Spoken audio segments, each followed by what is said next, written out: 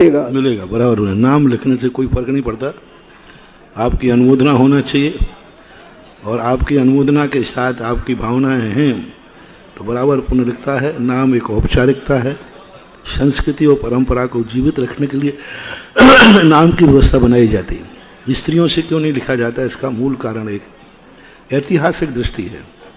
सबसे बड़ी दृष्टि क्या है कि जब कभी कोई इतिहास लिखा जाएगा तो स्त्रियों के दो गोत्र होते हैं।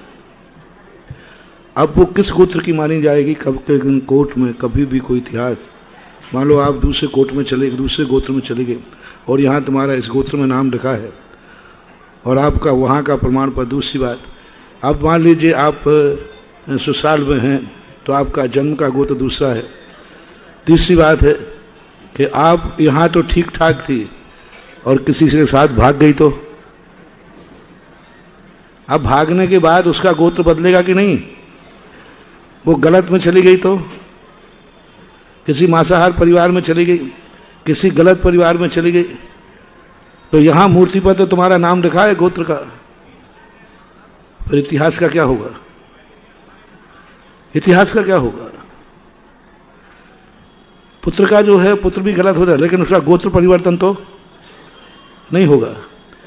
और गोत्र परिवर्तन नहीं होने से कानून में इतिहास में बहुत बड़ी सुरक्षा, जो प्रशस्ति लिखी जाती है धर्म नहीं है, धर्म के लिए नहीं लिखा जाता, इससे कोई पुण्य पाप लगने वाला नहीं है, ये तो मात्र इतिहास की सुरक्षा करने के लिए लिखा जाता है।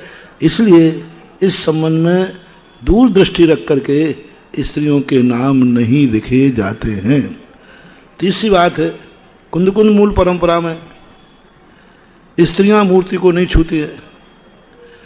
कल के दिन कोई स्त्री ऐसे कुल में पहुंच गई जहां मूर्ति को छुआ जाता है, यहां तो तेरापंथी थी, और ऐसे कुल में पहुंच गए उसने जिद किया ये मूर्ति मेरी है, मैंने विराजमान की प्रशस्ति देखी है।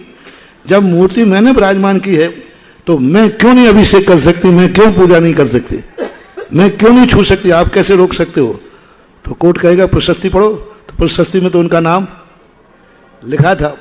और अभी तुम यहाँ पर मान्यता को, यहाँ तो मान रहे थे लेकिन वहाँ ससुराल में जाकर आपने धर्म बदल दिया तो स्त्री जाति दल बदलू है, इसलिए देवियों शांत शांत, गड़े मुर्दे मत उखाड़ो, मेरे पास बहुत से गंदगी फैल जाएगी। इसलिए आप लोगों को जितना